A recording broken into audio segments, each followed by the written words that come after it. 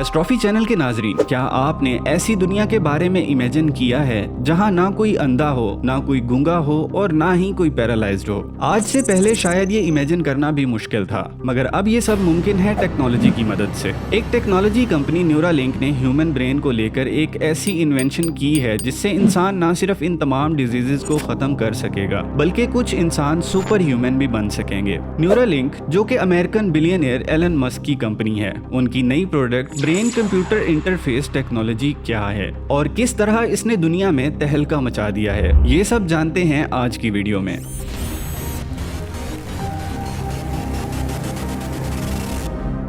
कुछ दिन पहले न्यूरालिंक ने नोलैंड नामी नौजवान की वीडियो रिलीज की जिसमें वो कंप्यूटर पे चेस गेम खेल रहा है और ये वीडियो रातों रात वायरल हो गई। वो इसलिए कि 28 साल नोलैंड एक पैरालाइज्ड शख्स है। 8 साल पहले उसे रीढ़ की हड्डी में ऐसी चोट लगी कि गर्दन के नीचे उसके पूरे जिस्म का उसके ब्रेन से कांटेक्ट खत्म हो गया था। अब गर्दन के नीचे उसकी बॉडी का कोई भी ऑर्गन फंक्शनल नहीं है, लेकिन इस डिसेबिलिटी के बावजूद लोगों ने नोलैंड को चेस खेलते देखा तो वो शॉक हो गए कि ये कैसे पॉसिबल है। मगर नोलैंड चेस इसलिए खेल पाया कि उसके ब्रेन को कंप्यूटर के साथ कनेक्ट कर दिया गया था और ये कंप्यूटर उसके ब्रेन को रीड कर सकता था। नोलैंड भी कंप्यूटर को अपने ब्रेन सिग्नल्स के जरिए डायरेक्शन देकर उसे कंट्रोल कर रहा था और इसी तरह उसने अपनी सोच से चेस के मूव्स खेले। अब उसे कंप्यूटर चलाने के लिए किसी ऑर्गन की जरूरत नहीं रही, उसके ख्यालात ही काफी हैं ये सब करने के लिए। अब आप सोच रहे होंगे कि आखिर वो कौन सी टेक्नोलॉजी है जो ब्रेन को इतना पावरफुल बना देती है कि वो बाकी बॉडी ऑर्गन्स के बगैर ही कंप्यूटर को कंट्रोल कर सकता है।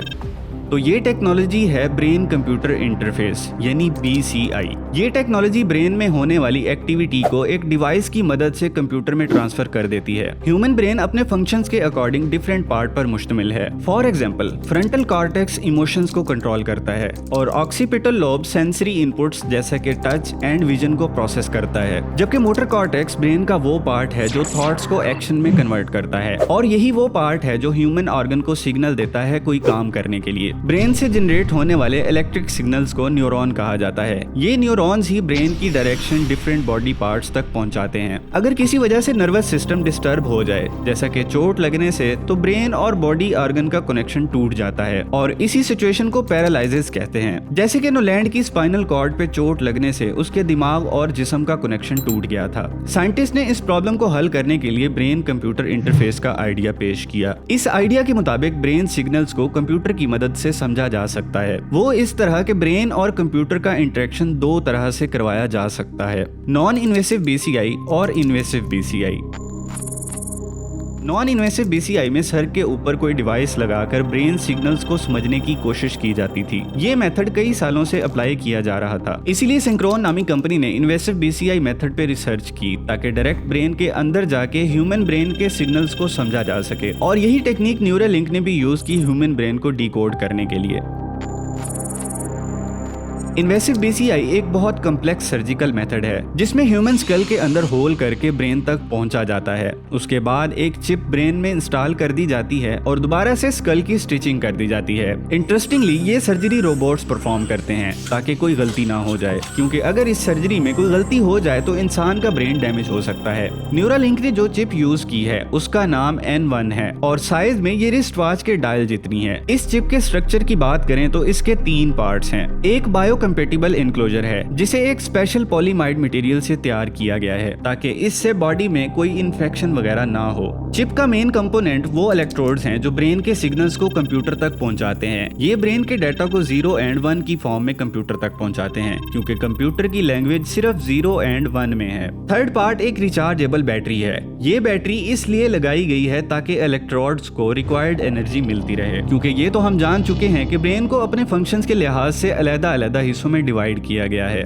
न्यूरालिंक के मुताबिक अभी तक उनके प्रोडक्ट्स 2 तरह की टेक्नोलॉजी के अकॉर्डिंग बनाए गए हैं। एक टेलीपैथी है जबकि दूसरी blind side. N1 chip telepathy technology के लिए है। टेलीपैथी वो टेक्नोलॉजी है जिसमें कोई ह्यूमन सिर्फ थॉट्स के जरिए अपना मैसेज किसी दूसरे इंसान या डिवाइस तक पहुंचा सकता है। इसके लिए कोई भी मूवमेंट करने या कुछ भी बोलने की जरूरत नहीं रहती। इससे इंसान सिर्फ गेम्स ही नहीं खेलता बल्कि किसी दूसरे इंसान से बात भी कर सकता है और उसकी बात को समझ भी सकता है, अपने किसी बॉडी ऑर्गन को भी डायरेक्शन दे सकता है। फॉर एग्जाम्पल, किसी शख्स की टांग डिसफंक्शनल हो चुकी हो और वो टांग किसी चोट या डैमेज की वजह से ब्रेन सिग्नल रिसीव ना कर सकती हो, तो ऐसे में एक चिप उसकी टांग में और एक ब्रेन में इंस्टॉल कर दी जाएगी। इस तरह चोट वाले या डैमेज पार्ट को बाईपास कर दिया जाएगा और ब्रेन से उसकी टांग में डायरेक्ट सिग्नल रिसीव होगा और वो इस डायरेक्शन के अकॉर्डिंग मूव करना स्टार्ट कर देगी। इनफैक्ट न्यूरालिंक ने एक पिग पर ये एक्सपेरिमेंट किया भी है, जिसके बाद उस पिग ने अपनी टांग को सही तरह से यूज करना स्टार्ट कर दिया था। टेलीपैथी के बाद दूसरी टेक्निक ब्लाइंड साइट की बात करें तो उसमें यह होता है कि अगर किसी इंसान की आंख काम नहीं कर रही तो उसे एक चश्मा लगाया जाएगा। इस चश्मे में एक कैमरा होगा जो सराउंडिंग को रिकॉर्ड करेगा और ये रिकॉर्डिंग ब्रेन तक ट्रांसफर कर देगा। ब्रेन इसे डिकोड करके ऑक्सीपिटल लॉब में भेजेगा, जिससे एक ब्लाइंड पर्सन भी ऑब्जेक्ट्स को देखने लग जाएगा, यानी वो आंखों के बगैर ही देख सकेगा। ये टेक्नोलॉजी अभी तक रिवील नहीं की गई, लेकिन एलन मस्क का कहना है कि वो जल्द इस टेक्नोलॉजी को मार्केट में ले आएगा। अगर एलन मस्क के फ्यूचर विजन की बात की जाए तो ये सिर्फ टेलीपैथी या ब्लाइंड साइट तक लिमिटेड नहीं है। उसका कहना है कि ब्रेन चिप टेक्नोलॉजी में इतना पोटेंशियल है कि इससे ना सिर्फ इंसानों की थॉट्स को डाउनलोड किया जा सकता है बल्कि उनके ब्रेन में थॉट्स को अपलोड भी किया जा सकता है। अगर ये अपलोडिंग मुमकिन हो जाए तो इंसान सुपर ह्यूमंस बन जाएंगे, क्योंकि एक तो वो डिजीजेज से इम्यून हो जाएंगे, दूसरा उनकी मेमोरी इस कदर तेज हो जाएगी कि वो कुछ भी नहीं भूलेंगे। मुश्किल से मुश्किल कोडिंग से लेकर दूसरी कम्प्लेक्स इंफॉर्मेशन हर वक्त उनके पास होगी। एक इंसान एक ही वक्त में पायलट, इंजीनियर और डॉक्टर बन सकेगा। इसके अलावा इंसानों की मशीन्स के साथ कम्युनिकेशन इंतहाई एडवांस हो जाएगी। बगैर कुछ बोले या बिना कोई बटन प्रेस किए इंसान किसी भी कम्प्लेक्स एआई मशीन को ऑपरेट कर सकेंगे। ये सब बातें अपनी जगह, मगर बहुत से एक्सपर्ट्स इस टेक्नोलॉजी को क्रिटिसाइज भी कर रहे हैं। उनका कहना है कि ब्रेन में चिप्स इम्प्लांट करना ह्यूमन हेल्थ के लिए सेफ नहीं है, इससे इन्फेक्शंस भी हो सकते हैं और अगर चिप खराब हो जाए तो उसको रिमूव या रिपेयर करने के लिए एक और सर्जरी की जरूरत रहेगी। इससे भी बड़ा इशू ये है कि चिप मेकिंग कंपनीज ह्यूमंस का सारा डाटा अपने पास सेव करके उनको मैनिपुलेट भी कर सकती हैं और फिर ये चिप्स हैक भी हो सकती हैं और हैकर्स ह्यूमन ब्रेन्स को अपने काबू में कर सकते हैं। इसके अलावा वायरस के जरिए ब्रेन की प्रोग्रामिंग को करप्ट भी किया जा सकता है। इन ऑब्जेक्शंस के साथ साथ एक और ऑब्जेक्शन को भी रेज किया जा रहा है कि ये चिप टेक्नोलॉजी बहुत एक्सपेंसिव है, तो एज अ रिजल्ट रिच लोग तो ये टेक्नोलॉजी अपने ब्रेन में इम्प्लांट करवा के सुपर ह्यूमंस बन जाएंगे, जबकि बाकी ह्यूमंस उनसे इंफीरियर रह जाएंगे। इससे फ्यूचर में मास सेलेब्रिटी भी वापस आ सकती है। खैर, ये सब फियर तो अपनी जगह मौजूद हैं, मगर कहा जाता है कि no one can stop an idea whose time has come. इसलिए ये टेक्नोलॉजिकल ऑनस्लॉट अब रुकने वाला नहीं है। इंसानों के पास वाहिद ऑप्शन यही है कि अपने आप को इस चेंज के लिए प्रिपेयर कर लें, क्योंकि अभी तक तो इसके सिर्फ मेडिकल यूज की परमिशन दी गई है, मगर क्या खबर के फ्यूचर में ये टेक्नोलॉजी कहां तक पहुंच जाएगी। New research shows that the tech can help read people's private thoughts. So our thoughts are starting to be decoded. 30 साला अमेरिकन शहरी एन जॉनसन को 2005 में अचानक एक स्ट्रोक लगा। एज अ रिजल्ट ना सिर्फ उसकी पूरी बॉडी पैरालाइज्ड हो गई बल्कि उसकी बोलने की सलाहियत भी खत्म हो गई थी। इससे पहले एन अपने 2 बच्चों और हस्बैंड के साथ नॉर्मल लाइफ गुजार रही थी, लेकिन स्ट्रोक लगने से एन की हालत बहुत खराब हो चुकी थी। उसकी ये बीमारी काफी मिस्टीरियस थी और बज़ाहिर स्ट्रोक का कोई कॉज भी नहीं मिल पाया था। इस केस में मेडिकल साइंस भी बेबस नजर आ रही थी। काफी सालों की थेरेपी के बाद इसके फेस मसल्स बस इतने एक्टिव हुए कि वो रोने या स्माइल करने के काबिल हो गई। डॉक्टर्स इससे ज्यादा कुछ नहीं कर पा रहे थे, मगर फिर एक मौजज़ा हुआ। वो इस तरह के एआई और ब्रेन कंप्यूटर इंटरफेस टेक्नोलॉजी के कॉम्बिनेशन से एन अपनी फैमिली से बात करने के काबिल हो गई, वो भी सिर्फ अपनी थॉट्स के जरिए। एन और उसकी फैमिली के लिए ये बहुत बड़ा मोमेंट था और ये खुशी उन्हें बीसीआई टेक्नोलॉजी की मदद से ही मिल पाई थी। Mark my words, AI is far more dangerous than nukes. BCI technology के पोटेंशियल की बात की जाए तो एन का केस सिर्फ टिप ऑफ द आइसबर्ग है, क्योंकि इलॉन मस्क तो ये भी क्लेम करता है कि बीसीआई टेक्नोलॉजी में इतना ज्यादा पोटेंशियल है कि वो पैरालिसिस के साथ साथ blindness, obesity, memory loss, emotional and psychological disorder और बहुत सी दूसरी डिजीजेस को भी क्योर कर सकती है। अगर देखा जाए तो सिर्फ स्पाइनल कॉर्ड इंजरी की वजह से दुनिया में 15 मिलियन यानी 1.5 करोड़ लोग पैरालाइज्ड हैं और ये टेक्नोलॉजी इन 1.5 करोड़ लोगों की उम्मीद बन सकती है। ब्लाइंडनेस को क्योर करने के लिए पेशेंट को ऐसे आई ग्लासेस दिए जाएंगे जिनमें कैमरास लगे होंगे। ये कैमरास अपनी इमेजेस ब्रेन चिप को फॉरवर्ड करेंगे और चिप अपने इलेक्ट्रोड्स के जरिए इन इमेजेस को ब्रेन तक पहुंचाएगी, यानी आंखों के बिना भी लोग दुनिया को देख सकेंगे। बहरहाल अभी न्यूरालिंक ब्रेन चिप से ब्लैक एंड व्हाइट इमेजेस ही बन सकती हैं, मगर फ्यूचर में ब्लाइंड लोग कलर्ड पिक्चर्स देखने के काबिल भी हो जाएंगे। यूं नेचुरल आई साइट से महरूम 4 करोड़ से ज्यादा लोग कुदरत के नजारों और रंग बिरंगी दुनिया को देखने के काबिल हो जाएंगे। ब्रेन चिप टेक्नोलॉजी इस कदर फ्यूचरिस्टिक प्रोडक्ट है कि इसका स्कोप सिर्फ बॉडी पैरालिसिस या ब्लाइंडनेस से बहुत आगे है और ये बहुत सारी ब्रेनली डिसऑर्डर्स को क्योर करने के काबिल है।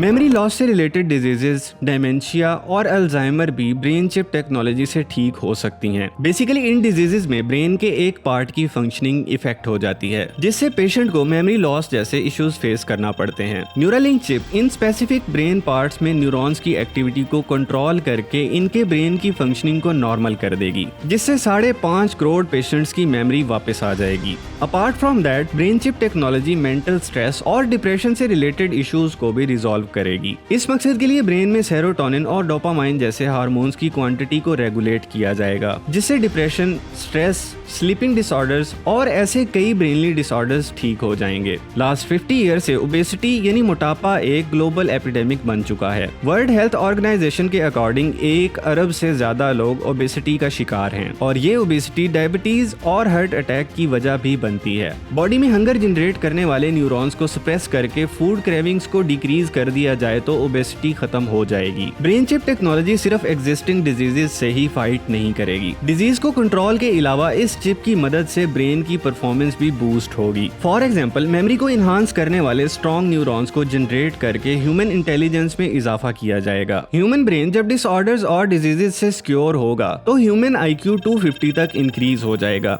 इंटेलिजेंस को इंक्रीज करने के साथ साथ ब्रेन चिप्स ह्यूमन ब्रेन को इतना फास्ट और स्ट्रॉन्ग बना देंगी कि वो फ्यूचर में डिजीज इम्यून हो जाएगा और इंसानों को बीमारी लगेगी ही नहीं। इलॉन मस्क का कहना है कि इंसान को ब्रेनली डिसऑर्डर से बचाना उसके विजन का सिर्फ एक पार्ट है। इस विजन का मोस्ट इंपॉर्टेंट पार्ट ह्यूमंस और AI का सिम्बियोसिस क्रिएट करना है ताकि फ्यूचर में वो को एग्जिस्ट कर सकें, क्योंकि AI मशीन्स जिस तरह से रैपिडली एडवांस हो रही हैं, उनके साथ को एग्जिस्ट करने के लिए ह्यूमन ब्रेन भी उतना ही शार्प और स्ट्रॉन्ग होना चाहिए, वरना ह्यूमन रेस ऑब्सलीट हो जाएगी।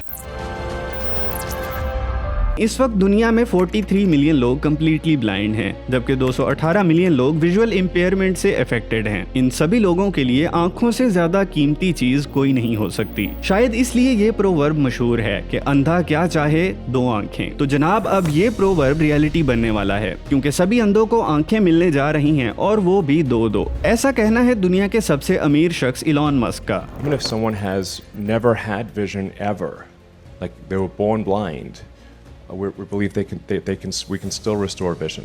न्यूरालिंक ने ब्लाइंड साइट के नाम से एक नई टेक्नोलॉजी डेवलप की है। उनका कहना है कि 2024 में ये टेक्नोलॉजी ब्लाइंड लोगों के लिए अवेलेबल होगी और इस टेक्नोलॉजी की वजह से दुनिया के हर ब्लाइंड शख्स का विजन वापस आ जाएगा, including born blinds. Brain chip, blind site और इनसे जुड़ी टेक्नोलॉजी पर बात करने से पहले ये अंडरस्टैंड करना जरूरी है कि ह्यूमन आईज काम कैसे करती हैं और किन डिफेक्ट्स की वजह से लोग ब्लाइंडनेस का शिकार होते हैं। अगर इस वक्त आपको अपने मोबाइल या कंप्यूटर की स्क्रीन नजर आ रही है तो इसकी वजह वो लाइट वेव्स हैं जो स्क्रीन से निकलकर आपकी आंख से टकरा रही हैं। आंख में मौजूद रेटिना इन लाइट वेव्स को इलेक्ट्रिकल सिग्नल में कन्वर्ट करता है, फिर इन सिग्नल्स को ऑप्टिकल नर्व के थ्रू आपके ब्रेन में ट्रांसमिट कर देता है। इन इलेक्ट्रिकल सिग्नल्स को न्यूरॉन्स कहते हैं और ब्रेन की सारी कम्युनिकेशन इन न्यूरॉन्स के थ्रू होती है।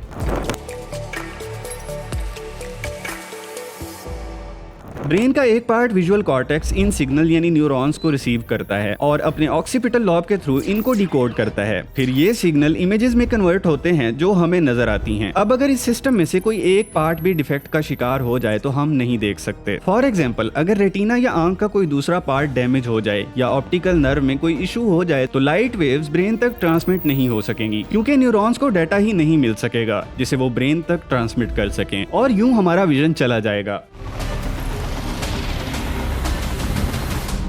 It is exciting to share, Elon Musk की स्टार्टिंग कंपनी न्यूरालिंक ने ये टेक्नोलॉजी डेवलप कर ली है। ब्लाइंड साइड टेक्नोलॉजी में आंख और ऑप्टिकल नर्व को कैमरा और कंप्यूटर से रिप्लेस कर दिया जाएगा, मगर ये बात कहने में आसान है लेकिन इसको रियलिटी बनाना काफी मुश्किल है, क्योंकि इसके लिए एडवांस रिसर्च, कमिटमेंट और huge amount of investment required है। लेकिन अगर टेस्ला और स्पेसएक्स से लेकर स्टारलिंक तक इलॉन मस्क के इनोवेटिव प्रोजेक्ट्स पे नजर डाली जाए तो हम कह सकते हैं कि इलॉन मस्क इम्पॉसिबल को पॉसिबल करने के गुर जानता है और उन प्रोजेक्ट्स को भी सक्सेसफुल बना देता है जो प्रैक्टिकली इम्पॉसिबल लगते हैं। यही वजह है कि न्यूरालिंक से पहले काफी लोगों ने ब्लाइंडनेस को क्योर करने की एफर्ट की, मगर इस लेवल की टेक्नोलॉजी डेवलप नहीं कर पाए। फॉर एग्जाम्पल, सेकंड साइट नाम की एक कंपनी ने इस टेक्नोलॉजी पे काम किया, मगर ना उनके पास एम्पल रिसोर्सेज थे, ना एडवांस रिसर्च फैसिलिटीज थी और ना ही टेक्नोलॉजी अपडेशन का कोई सॉलिड प्लान। अल्टीमेटली इन्हीं रीजन की बिना पर उसका प्रोजेक्ट काफी बुरी तरह नाकाम हो गया था। हालांकि उन्होंने मार्केट में एंट्री ऑलमोस्ट एक डिकेड पहले ही कर ली थी।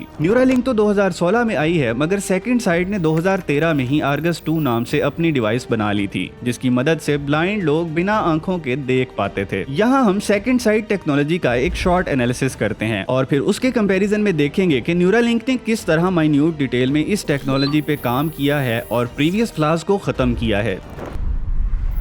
सेकंड साइट ने रेटिना में एक इलेक्ट्रोड फिट किया और पेशेंट को आंखों पे लगाने के लिए ग्लासेस दिए। इन ग्लासेस पे कैमरा लगा था। ये कैमरा इमेजेस लेकर एक प्रोसेसर को भेजता था जो पेशेंट की पॉकेट में ही रहता था। ये प्रोसेसर उन इमेजेस को इलेक्ट्रिकल सिग्नल में कन्वर्ट करके इलेक्ट्रोड तक पहुंचा देता था। इलेक्ट्रोड से ये सिग्नल ऑप्टिकल नर्व में और फिर ब्रेन में ट्रांसमिट होते थे, जहां न्यूरॉन्स उस डाटा को इमेज में कन्वर्ट कर देते थे। ये इमेज 60 पिक्सल की होती थी, जिनसे पेशेंट को कोई ऑब्जेक्ट बिल्कुल क्लियर तो नजर नहीं आता था, बल्कि उसका ब्लैक एंड व्हाइट वर्जन दिखता था। ये बात याद रहे कि आर्गस 2 डिवाइस में ग्लासेस और प्रोसेसर को एक वायर के थ्रू कनेक्ट किया जाता था। ये टेक्नोलॉजी इनोवेटिव तो थी, मगर सेकंड साइट की डिवाइस बहुत ज्यादा कॉस्टली थी। इसकी कॉस्ट $1,50,000 थी, जबकि सर्जरी और इसको यूज करने की ट्रेनिंग के चार्जेस इसके अलावा थे, जिन्हें इंक्लूड करके एक पेशेंट $5 लाख खर्च करने के बाद इस टेक्नोलॉजी को अवेल कर सकता था। फिर टेक्निकल इश्यूज को रिजॉल्व करने और टेक्नोलॉजी की अपग्रेडेशन के लिए मजीद रिसर्च की जरूरत थी और इस रिसर्च के लिए भी फाइनेंशियल रिसोर्सेज रिक्वायर्ड थे, जो कि कंपनी के पास नहीं थे। और यही इसका मेजर फ्लॉ भी था कि इनके अर्ली यूजर टेक्नोलॉजी की अपडेशन से बेनिफिट नहीं ले सकते थे। मिसाल के तौर पे रॉस डॉयर नाम से एक पेशेंट जिसने आर्गस 2 की इम्प्लांटेशन करवाई थी, उसकी आंख में एक सीरियस इशू हो गया, मगर कंपनी के पास उसके प्रॉब्लम की कोई रेमेडी नहीं थी। In the end second sight company went bankrupt and got out of the race. Our goal is to solve important spine and brain problems with a seamlessly implanted device.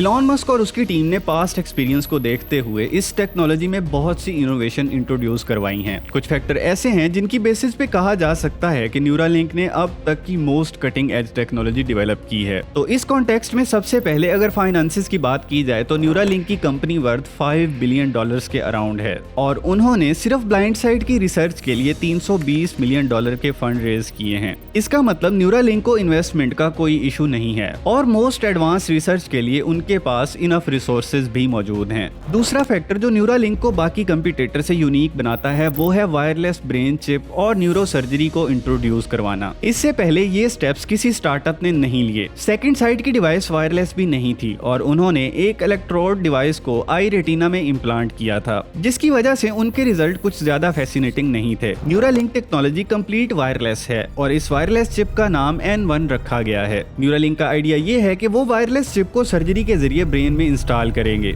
इसके लिए school में whole किया जाएगा और फिर brain के around मौजूद soft protective layer dura को हटाकर चिप को डायरेक्ट ब्रेन में प्लेस कर दिया जाएगा। इससे इलेक्ट्रोड्स की परफॉर्मेंस सिग्निफिकेंटली इनहांस हो जाएगी, जो कि सेकंड साइट टेक्नोलॉजी के केस में काफी लो थी। इलेक्ट्रोड्स की परफॉर्मेंस को मजीद बेहतर बनाने के लिए इन इलेक्ट्रोड्स को पॉलीअमाइड मटेरियल से बनाया गया है। पॉलीअमाइड मटेरियल को यूज करने का एडवांटेज ये है कि ये बायोकम्पैटिबल है और इससे ब्रेन में इन्फेक्शन का रिस्क भी नहीं रहेगा।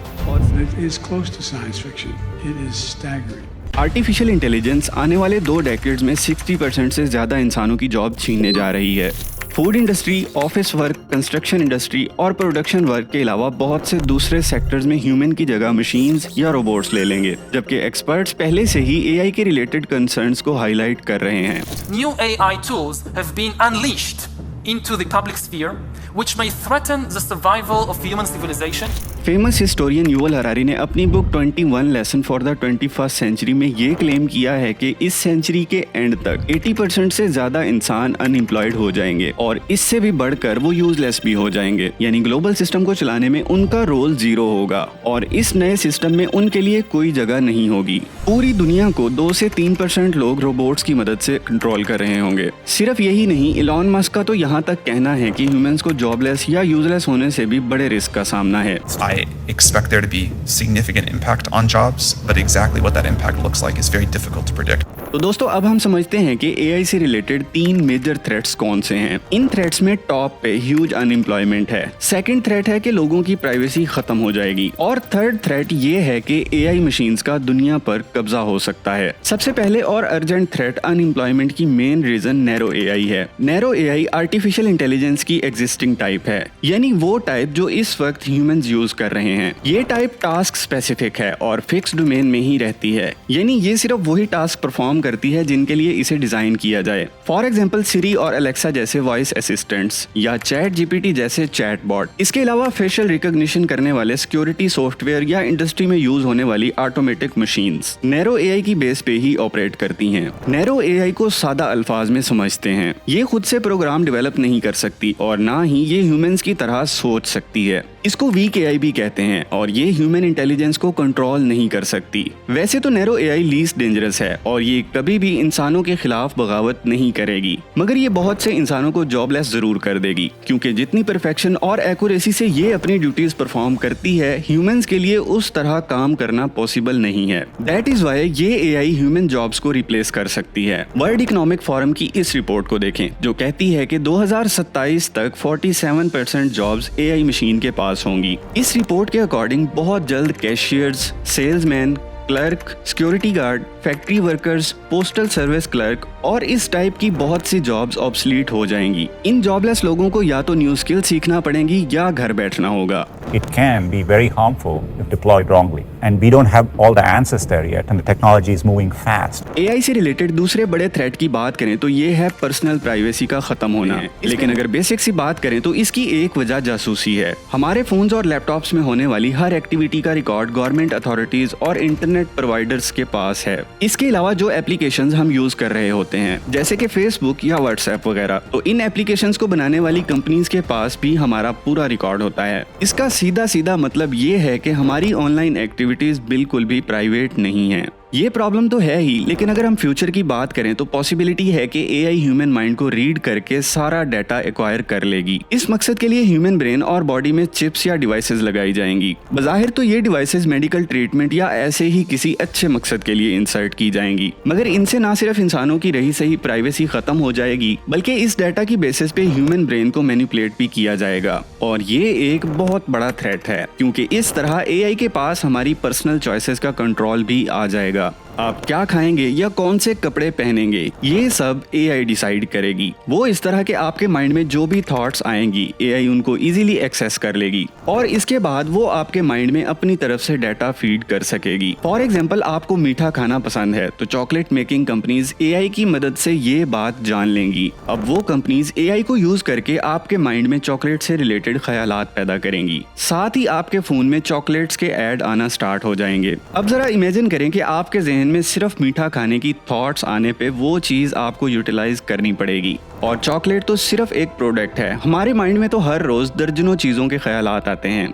इसका मतलब ये है कि फ्यूचर में हमारा ब्रेन हर वक्त दर्जनों कंपनीज के एड से भरा रहेगा। और ये तो just tip of the iceberg है। सोचिए जब आपके दिमाग का सारा डाटा इन कंपनीज के पास होगा तो वो किस तरीके से आपकी थॉट्स को मैनिपुलेट करेंगी। I try to convince people to slow down AI. But I think the development of full artificial intelligence could spell the end of the human race.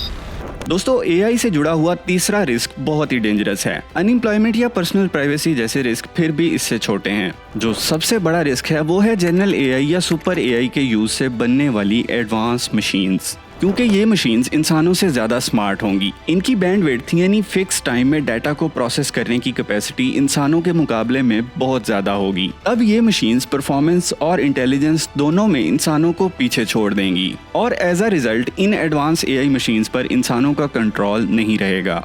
ये एआई सिस्टम अपनी इंटेलिजेंस को खुद से use करके अपने updated version भी तैयार कर सकेगा, जिन्हें अंडरस्टैंड करना ह्यूमंस के लिए ऑलमोस्ट इम्पॉसिबल होगा। तो दोस्तों, ऐसी दुनिया में जहां हर चीज एआई से कंट्रोल होगी, अगर कोई इंसान एआई को समझ नहीं पाएगा तो वो इकोनॉमी या इंडस्ट्री या फिर किसी दूसरी इंपॉर्टेंट फील्ड में कंट्रीब्यूट कैसे कर पाएगा? बिकॉज ये एडवांस मशीन्स वर्चुअली दुनिया को कंट्रोल कर रही होंगी। ऐसे में जो इंसान इनको कंट्रोल नहीं कर सकेंगे वो डेफिनेटली उस यूजलेस क्लास में शामिल हो जाएंगे, जिसका जिक्र युवल हरारी ने अपनी book 21 lessons for the 21st century में किया है। अब अगर ये मशीन्स आउट ऑफ कंट्रोल हो गई तो ये न्यूक्लियर बॉम्ब चलाने से भी ज्यादा डेंजरस होगा, क्योंकि इंटेलिजेंस में ह्यूमंस इनका मुकाबला नहीं कर पाएंगे। दोस्तों, ये तो थे एआई से रिलेटेड कुछ मेजर रिस्क। अब सवाल ये पैदा होता है कि इस सिचुएशन का कोई हल भी हो सकता है या नहीं। तो इसका जवाब है यस। एआई से रिलेटेड रिस्क को ना सिर्फ कम किया जा सकता है बल्कि फ्यूचर में एआई को मजीद यूजफुल भी बनाया जा सकता है। एआई से रिलेटेड इश्यूज के हल के लिए सबसे ज्यादा आवाज जिस इंसान ने उठाई है वो इलॉन मस्क है। इलॉन मस्क का कहना है कि उसने ऑलमोस्ट सब बड़े स्टेक होल्डर से अपील की थी कि एआई की प्रोग्रेस को ना सिर्फ स्लो रखा जाए बल्कि इसको रेगुलेट करने के लिए लॉज भी बनाए जाएं। वो इसलिए कि अगर एआई की एडवांसमेंट को स्लो डाउन नहीं किया जाता तो बहुत जल्द ये इतनी एडवांस हो जाएगी कि ह्यूमंस के लिए इससे इंटरेक्ट करवाना इम्पॉसिबल हो जाएगा, क्योंकि ह्यूमन ब्रेन की बैंडविड्थ एआई के कंपैरिजन में बहुत लो होगी। तब एआई इंटेलिजेंस में ह्यूमन से सुपीरियर हो जाएगी और इसकी बेसिस पे एआई इंसानों को टेक ओवर भी कर सकती है। हम आपको बता चुके हैं कि इलॉन मस्क का तो यहाँ तक कहना है कि एआई मशीन्स ह्यूमन स्पेशीज को इररेलेवेंट या बिल्कुल खत्म भी कर सकती हैं। यही वजह है कि इलॉन मस्क एआई को स्लो डाउन करना चाह रहा था। एआई एडवांसमेंट को लिमिट में रखने के लिए इलॉन मस्क ने गूगल के फाउंडर लेरी पेज से लेकर प्रेसिडेंट ओबामा तक बहुत से लोगों से मीटिंग्स की, मगर इन सब मीटिंग्स का कोई फायदा नहीं हुआ। और अब तो एआई कंपनीज के दरमियान लगी रेस की वजह से एआई को स्लो डाउन करना या लिमिट करना इम्पॉसिबल हो चुका है, बल्कि एआई से रिलेटेड एडवांसमेंट्स पहले से भी ज्यादा फास्ट हो चुकी हैं। दैट्स व्हाई इलॉन मस्क अब ये सोल्यूशन देता है कि एआई को स्लो डाउन करने की बजाय ह्यूमंस एआई सिम्बियोसिस को अचीव किया जाए।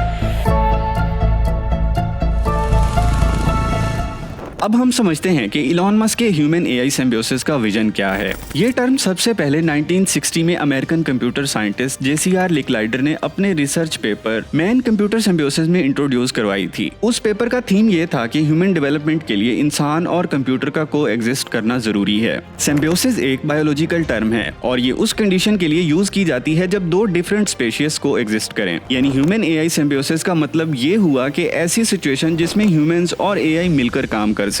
बट द क्वेश्चन इज कि ये को एग्जिस्टेंस कैसे पॉसिबल है और इसके लिए क्या स्टेप्स करना जरूरी हैं। तो दोस्तों, इलॉन मस्क के नजदीक सिम्बियोसिस अचीव करने का पहला स्टेप ये है कि ह्यूमन ब्रेन की बैंडविड्थ इंक्रीज की जाए ताकि वो स्मार्ट मशीन्स के साथ इंटरेक्ट कर सकें। फिलहाल नॉर्मल आईक्यू वाले ह्यूमंस की ब्रेन प्रोसेसिंग उतनी फास्ट नहीं है जितनी सिम्बियोसिस के लिए रिक्वायर्ड है। बहुत जल्द ऐसी एआई मशीन्स वजूद में आएंगी जो ह्यूमन से बहुत ज्यादा स्मार्ट होंगी। उन मशीन से इंटरेक्ट कराने या उनको कंट्रोल करने के लिए ह्यूमन ब्रेन की बैंडविड्थ उन एडवांस एआई मशीन से कंपैटिबल होनी चाहिए। ये कंपैटिबिलिटी तभी मुमकिन है अगर ब्रेन की बैंडविड्थ बढ़ाई जाए। इलॉन मस्क का स्टार्टअप न्यूरालिंक ब्रेन की कैपेसिटी और बैंडविड्थ को बढ़ाने पर काम कर रहा है। इस स्टार्टअप कंपनी ने एक चिप बनाई है जिसको ब्रेन में इंस्टॉल करने से ब्रेन की परफॉर्मेंस सिग्निफिकेंटली इंप्रूव होगी। ये चिप एक इंतहाई अमेजिंग प्रोडक्ट है जो ब्रेन की कंप्यूटर और दूसरे ह्यूमन ब्रेन से कम्युनिकेशन को कई गुना फास्ट कर देगी। इस चिप को ब्रेन में इंस्टॉल करवाने के बाद कोई भी इंसान अपनी थॉट्स के जरिए एडवांस एआई मशीन को कंट्रोल कर सकेगा।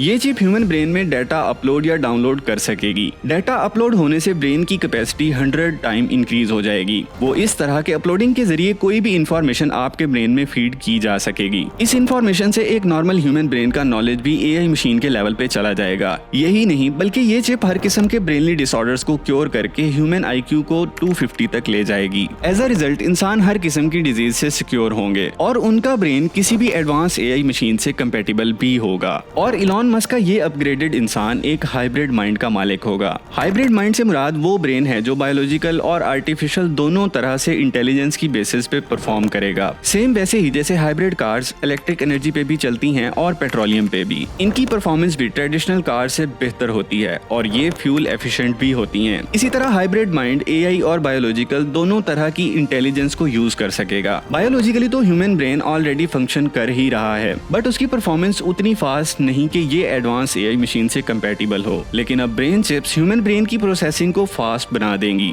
फास्ट प्रोसेसिंग वाला ब्रेन एआई कंपैटिबल भी होगा। आर्टिफिशियल माइंड वो होगा जो ब्रेन और एआई के इंटरेक्शन से वजूद में आएगा। ह्यूमन ब्रेन में ऐसी डिवाइसेस लगाई जाएंगी जो एआई टेक्नोलॉजी पे चलेंगी, बट वो परफॉर्म ह्यूमन ब्रेन के लिए कर रही होंगी। फॉर एग्जाम्पल, अगर न्यूरालिंक की चिप को देखा जाए तो ये मसनूई तौर पर ह्यूमन ब्रेन में इंसर्ट की जाएंगी, मगर ह्यूमन ब्रेन के वो फंक्शंस भी परफॉर्म कर पाएंगी जो हमारा बायोलॉजिकल ब्रेन परफॉर्म नहीं कर सकता, जैसे कि बगैर आंखों के देखना। ये चिप ब्लाइंड लोगों को देखने के काबिल भी बना देगी। ऐसे ही इंसानों के लिए किसी न्यू लैंग्वेज को रीड करके उसको ट्रांसलेट करना भी आसान हो जाएगा। इन दिस वे फ्यूचर का ह्यूमन ब्रेन एक हाइब्रिड माइंड होगा। ये हाइब्रिड माइंड एआई सिम्बियोसिस की बेसिक रिक्वायरमेंट है ताकि ये एडवांस एआई के साथ को एग्जिस्ट कर सके। हाइब्रिड माइंड वाली बॉडी में सेंसर लगाए जाएंगे जो डिफरेंट डिजीजेस से लेकर हार्ट अटैक को न सिर्फ डिटेक्ट करेंगी बल्कि प्रिडिक्ट भी कर सकेंगी। इस तरह डिजीजेस के अगेंस्ट एडवांस में ही प्रिकॉशनरी मेजर्स लिए जा सकेंगे। जब ये हाइब्रिड माइंड तैयार हो जाएगा तो एआई ह्यूमन सिम्बियोसिस भी अचीव कर लिए जाएंगे और इस तरह ह्यूमन रेस के खात्मे का खतरा भी नहीं रहेगा।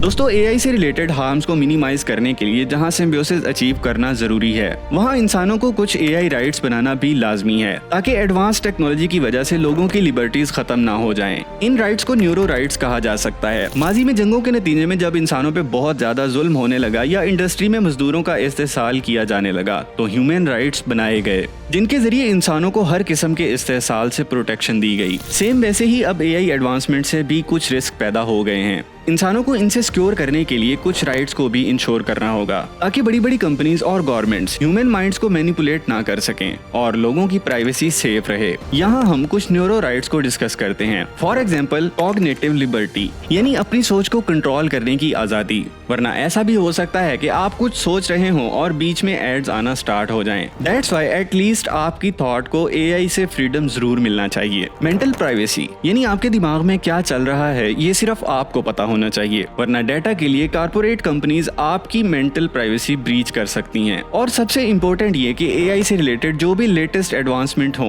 या ह्यूमन ब्रेन की अपग्रेडेशन हो, इन सब फैसिलिटीज को हर शख्स तक पहुंचाना चाहिए, वरना अमीर या इन्फ्लुएंशियल लोग एआई सिम्बियोटिक हो जाएंगे बट आम लोग अपने आप को अपग्रेड नहीं कर पाएंगे, जिससे दुनिया में एक huge socio economic division create हो जाएगी। एज अ रिजल्ट इतनी ज्यादा एडवांसमेंट के बाद भी आम लोगों के लिए प्रॉब्लम सॉल्व होने की बजाय कई गुना बढ़ जाएंगी। कहीं ऐसा ना हो कि रहने के लिए ये प्लेनेट पहले से भी मुश्किल जगह बन जाए। हमारे नजदीक तो ह्यूमैनिटी के लिए ये अब तक का सबसे बड़ा चैलेंज है और ह्यूमैनिटी को इस सिचुएशन से इलॉन मस्क जैसे इंडिविजुअल अकेले नहीं निकाल सकते। जब तक गवर्नमेंट्स और बाकी एआई जायंट्स भी ह्यूमन एआई सिम्बियोसिस को अचीव करने में कंट्रीब्यूट ना करें। दोस्तों, आप एआई से जुड़े रिस्क को कैसे देखते हैं और ह्यूमन एआई सिम्बियोसिस वाली स्ट्रेटजी को कितना इफेक्टिव मानते हैं? हमें कमेंट्स में जरूर बताएं। नेक्स्ट टाइम मिलते हैं एआई से रिलेटेड किसी